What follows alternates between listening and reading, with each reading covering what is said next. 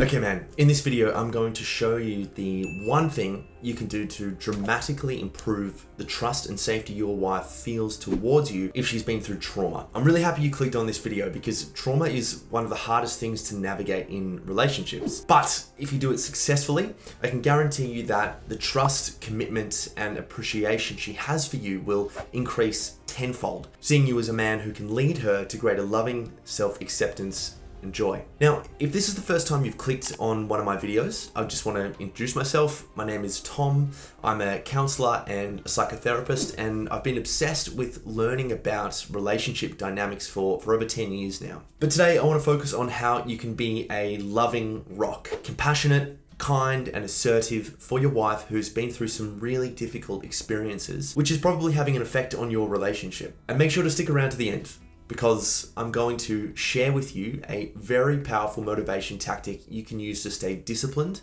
on the path toward a healthier, more securely attached relationship. I personally find this tactic to often be the decider when it comes to navigating childhood wounds and trauma in relationships, because it's a process and you're going to need to be equipped with the best tools available to navigate the trauma landscape. Okay, first things first, I want to validate your experience in this. This is not taking anything away from the pain and suffering your wife's had to endure, but this has been hard for you too, and I want to sit with you in that space. You're a good man, I get it. You've never tried to hurt or re-traumatize her, oftentimes walking on eggshells because you don't know how to be the best husband or partner for her. You're doing your best to make it easier for her to heal, and that sometimes means copying what can only be described as unfair criticism perhaps. Or maybe you're not copying anything at all. Perhaps you feel undervalued and the constant self-sacrifices you make have left you overwhelmed and exhausted from the pressures of work, parenting, and perhaps even a loveless relationship. Again, this is not to take away from the difficulties that your wife is facing and has had to face, but you feeling guilty will, if it hasn't already, only lead to pent-up resentment and bitterness as you constantly try to manage someone else's feelings while sacrificing your own. So here's the hard truth. You're not being selfish just because you want to have your cake and eat it too. You have needs, and so does she. This is not a game of whose needs are more important. You're a good man and you mean really well, and she's a good woman and she means really well. But you guys just keep kind of missing each other. Two things can be true at the same time. This doesn't have to be a zero-sum game. This has been really hard for her and for you. All right? So first things first, getting on the same page. Men and women are very similar, except for a few key differences. In fact, we're far more psychologically similar than we are different. But it's usually not understanding how we both communicate differently that leads to long-term bitterness, resentment, distance, and, well, if you're watching this, perhaps even separation and divorce. Now, one of the biggest differences is in how we go about managing the problems we face in our lives. See, I can pretty much guess that you like your problems one way: solved. You like knowing how to move forward, clear away obstacles, and get back to feeling free. And I can also guess that this system, this problem-solving system, has worked pretty well in your life. You've climbed your way up the hierarchy at work, maybe you've built a successful business, perhaps maybe you've accumulated wealth and financial abundance. These aren't easy things to achieve at all, and we don't want to take that away from you. So perhaps you come home from work after a hard day of making business decisions, or managing employees or something. You're feeling pretty good about yourself. You have a conversation with your wife, and she mentions that she's been really struggling at work. She says that her boss has been dismissive and hasn't validated her experiences of trying to juggle work and family life. So you say something along the lines of, well, why don't you just tell him you don't like how he's speaking to you? Or why don't you just quit? We don't really have the money anyway. You think you've nailed it, right? You know exactly what you would do in that situation. You've killed it at work and now you're killing it at home. And yet she seems more distant now. She's shut down, or perhaps she sort of stiffens up and starts to get a little heated. Either way, you've said the wrong thing, but you have no idea why. Well, that's because you reacted. You didn't respond. And if your wife has been through trauma, aka where an awful experience has led to a limiting belief about herself, I can guarantee you that your reacting and trying to solve her problem has felt 10 times more dismissive than you meant it to. So do you see where I'm going with this? Responding, not reacting. When you try to fix her problems, you're basically saying this to her: you shouldn't be feeling this way, and we need to get rid of your feelings. Think about it. What do you do when you stub your toe and blood starts to pour? You put a band-aid on your toe, right? Good.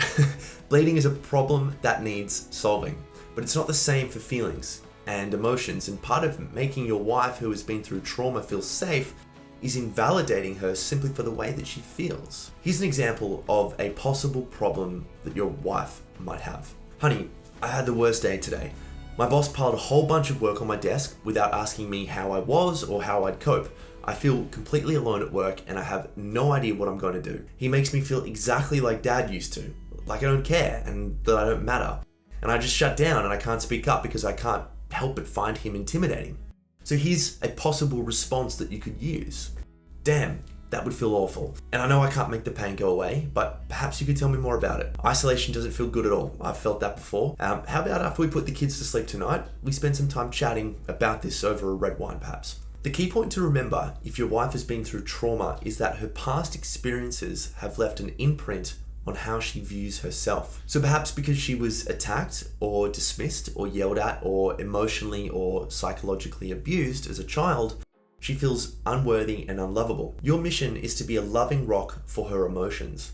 Show her that you care about her emotions by not reacting with your own. Trauma makes us much more sensitive to safety issues.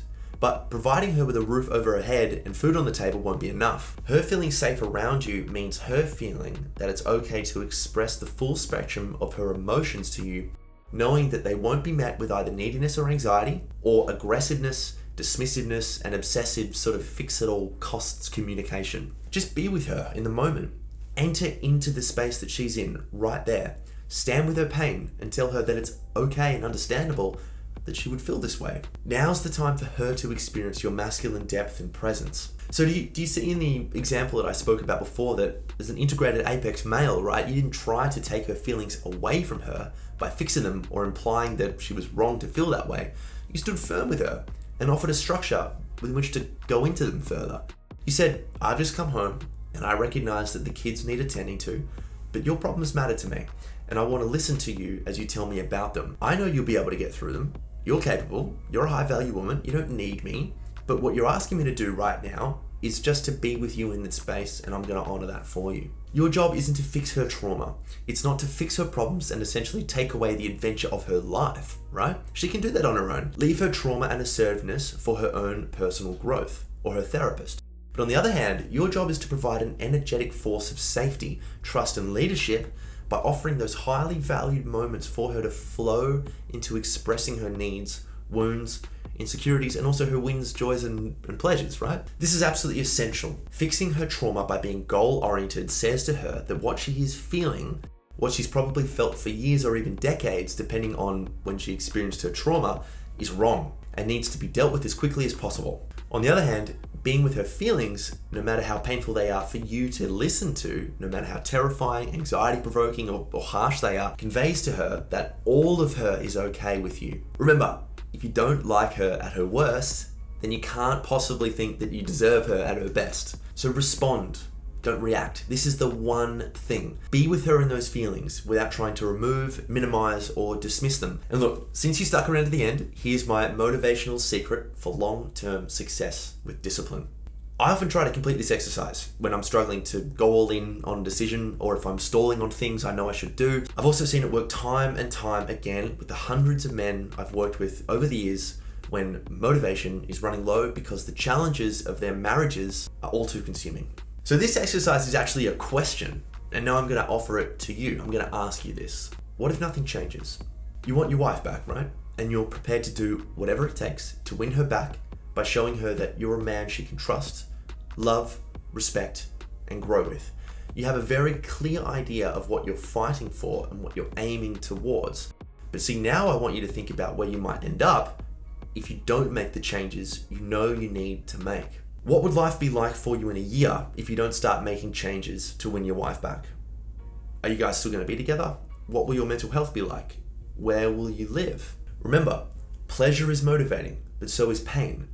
If you combine the immense joy and satisfaction of what you're running towards with the intense devastation and suffering of what you're running away from, you'll have relentless motivation. And hey, if you want our help to improve or save your marriage, there's a link down below.